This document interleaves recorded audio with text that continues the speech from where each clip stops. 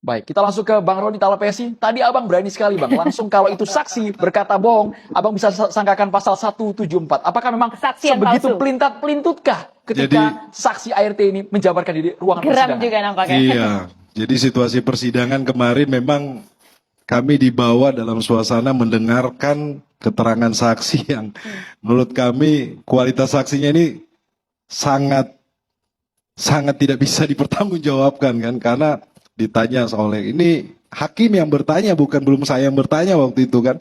Hakim bertanya, contohnya hal yang sederhana saja, ditanya bagaimana kedekatan saudara saksi dengan ajudan.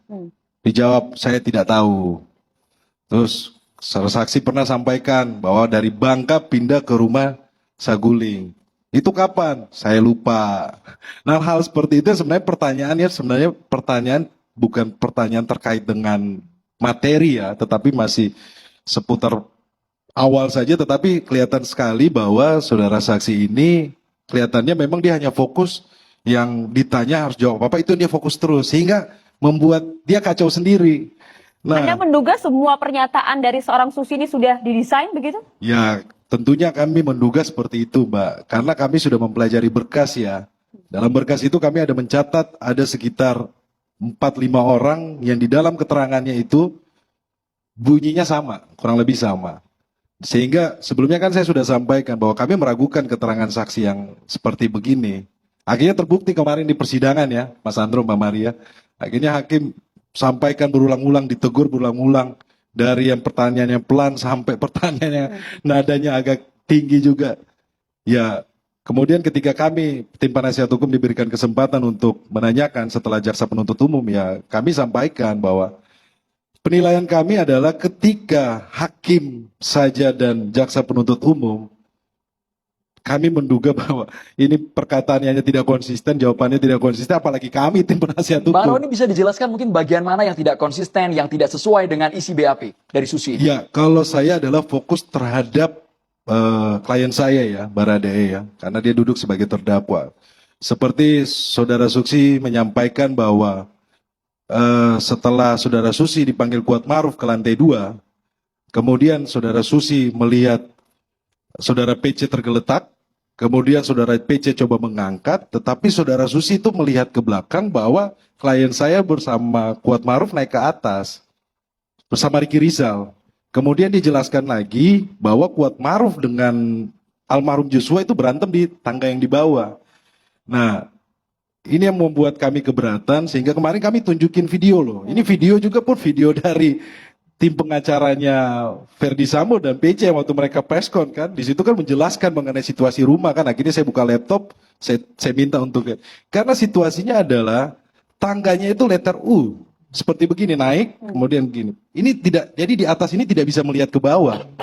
Jadi inilah yang kami kemarin tunjukin kepada majelis hakim sampai ketawa juga kan. Akhirnya ditanyakan kepada Susi. Nah, kami mempertegas bahwa dalam hal ini saksi ini harus berkata jujur ya. Sebelumnya saya sudah sampaikan harus berkata jujur karena ini terkait dengan kepentingan klien saya. Nah, kami sudah ingatkan berulang-ulang, tetapi saksi masih sampaikan tidak benar dan kami lihat bahwa ini dia tidak menyampaikan sesuai dengan BAP, malah berubah-berubah. Akhirnya hakim sampai nanya, kamu mau pakai BAP atau keterangan yang di persidangan? Dia sampai lupa sendiri kan. Nah, akhirnya kami sampaikan bahwa ini ada ancaman pidananya loh, 174 KUHP, kemudian 242 KUHP. Di situ kalau di bawah sumpah kemudian terkait persidangan ini bisa ada ancaman pidananya 7 tahun. Kalau buat kami ada ancaman pidananya, kami akan keberatan dan 9 tahun. Ketika saya menyampaikan seperti itu, menurut saya baru saksi ini menyadari. Karena hakim memerintahkan agar jaksa penuntut umum setiap agenda persidangan pemeriksaan saksi supaya saksi Susi ini dihadirkan. Jadi setelah selesai, kemudian masuklah ke pemeriksaan saksi ajudan ya. Di situ ada 4 orang, Romer, Farhan, Daden, Prayogi. Menurut kami ini adalah saksi yang penting, tapi sayang kemarin di mute, jadi mungkin rekan-rekan media teman-teman nggak bisa melihat keterangannya. Tapi menurut kami Dibuka kualitas sekarang aja Bang. itu Poin pentingnya seperti apa? ya di situ jelaskan lah bahwa ini kan terkait klien saya kan disangkakan dengan pembunuhan berencana Betul. kan. Kemudian saksi Romer Deden, kemudian Prayogi menyampaikan bahwa isolasi dari Verdi Sambo dan saudara PC itu bukan di Duren 3, tetapi di Bangka. Nah, kemudian terkait peristiwa di Bangka itu saudara Romer menyampaikan bahwa dari Saguling ke Duren 3, kemudian ketika saudara Romer diturunkan pertama kali, kemudian mobil itu jalan terus, sempat rekan-rekan lihat di berhenti di rekonstruksi itu sempat Iya. mobil berhenti ya. Kemudian saudara FS turun, itu ada pistol yang jatuh. Nah, saudara Romer itu melihat bahwa itu adalah pistol HS, ditanyakan oleh jaksa penuntut umum. Kemudian ditanyakan lagi sama majelis hakim sama jaksa penuntut umum, posisinya bagaimana? Pistol jatuh, sarung tangan ada di sebelah kanan. Nah, kemudian di dalam rumah nggak lama berapa menit terjadi penembakan. Saksi Romer menjelaskan bahwa penembakan itu 5 kalian, lebih dari 5 kali tembakan. Artinya mendengar ya? Mendengar dan posisinya dia langsung siap, dia bersama Farhan langsung cabut pistol langsung lari ke dalam kan. Sempat melihat di luar, dikira ini ada penembakannya di luar, kemudian masuk ke dalam. Ketika di dalam itu ketemu lah sama FS. Nah, ini merupakan saksi fakta yang buat kami penting supaya mendudukkan kasus ini secara proporsional. Jangan sampai menyampaikan bahwa klien saya ini semua yang dilakukan penembakan oleh klien saya. Nah, ini sangat penting. Kenapa? Karena kita lihat kan kalau barang bukti yang dikumpulkan ini juga menjadi barang bukti yang sudah rusak sebelumnya, Bang. Jadi itu menjadi patokan kami. Jadi saksi yang kemarin sampaikan seperti itu. Kemudian Farhan juga mendengar. Kemudian menarik juga security dari komplek Marjuki. Marjuki menyampaikan bahwa mendengar tembakan itu lebih dari 3 kali. Jaraknya karena sangat dekat antara pos sama Duren 3. Kemudian kemarin saya gali juga mengenai situasi bagaimana ajudan yang memang bekerja untuk saudara FS. Nah, mereka sampaikan bahwa kita tidak berani menolak perintah. Nah, ini terkait dengan apa? Terkait dengan pembelaan saya tentang patuh dan taat. Bagaimana situasi dari para ajudan ini. Tidak hanya ajudan menyampaikan seperti itu. Nah, kemudian saya tanya juga ke asisten rumah tangga, kalau nggak Damson, kalau nggak salah, saya tanya bagaimana. Damson bilang sampaikan, kita kalau dapat perintah tidak berani menolak. Nah, bayangkan saja yang lebih senior di dalam lingkungan itu saja tidak berani menolak pemerintah. Kebiasaannya mereka ya. Tetapi seorang Baradae dengan waktu yang sangat pendek kemudian mendapat perintah itu bisa Oke. hakim melihat. Relasi kuasa di sana Relasi kuat. kuasa Tapi sangat Bang, kalau bisa disampaikan dari persidangan kemarin, dari mulai kemudian saksi Susi hingga saksi berbagai ajudan yang dihadirkan, ada tidak kemudian yang disampaikan poin penting yang kemudian justru memberatkan klien Anda? Saya pikir kemarin tidak ada yang memberatkan ya. Malah kami mendapatkan hal-hal yang menjadi bahan kami untuk nanti di pembelaan di pledoi ya. Karena mempertegas posisi klien kami.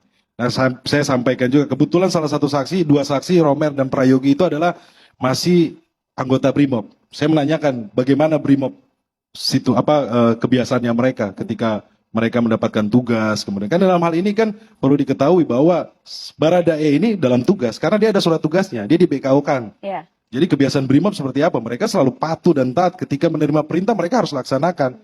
Nah, terkait detail-detailnya nanti di agenda pembuktian. Tapi yang kami ingat kemarin ada pernyataan Susi bahwa sebenarnya tidak ada sama sekali itu keributan di Magelang. Ya, Oke. akhirnya Susi Itu kan menyampaikan. cukup aneh, berbeda Iya. dengan uraian dakwaan yang diutarakan oleh Susi JPU. mencabut kan keterangannya setelah ikut sertakan dalam ini pemeriksaan saksi ajudan kan. Kalau teman-teman lihat Susi duduk di belakang kan. Kemudian kan ini kan berbeda antara Susi dengan para ajudan. Kemudian hakim menanyakan, kamu masih mau bertahan dengan keterangan kamu sebelumnya atau kamu mau cabut? Akhirnya dicabut sama dia. Kan dia tahu bahwa ini ada ancaman pidananya loh. Tidak main-main. Jadi hakim merasa bahwa jangan dilecehkan pengadilan ini gitu loh. Jangan dinodai persidangan ini. Itu yang kami lihat bahwa ini hal untuk kedepannya sehingga ini saksi berkata jujur ya. Oke, artinya sejauh ini puas dengan hasil persidangan? Kami puas Oke. dan kami yakin. Kita boleh ke Bang Saur Siagian ini. Bang Saur melihat seperti apa? Karena kami melihat Anda juga bagian yang cukup dekat dengan pihak keluarga Yosua. Tapi di persidangan banyak sekali antara keterangan saksi, kemudian terdakwa yang membuat penonton juga bingung. Yang pertama karena audionya di-mute, yang kedua karena ada perbedaan tadi ya Bang ya. Keterangan saksi dan juga BAP. Bang Saur. Iya, pertama saya kira kita mengapresiasi dulu kepada Bareskrim menjawab laporan kami soal pelanggaran etik sekalipun sangat terlambat ini yang kita minta tanggal 25 Oktober bahwa menindaklanjuti soal laporan pelanggaran etik saudara Ferdi Sambo. Kemudian mereka menjawab di sini surat pemberhentian, pemberitahuan perkembangan hasil pemeriksaan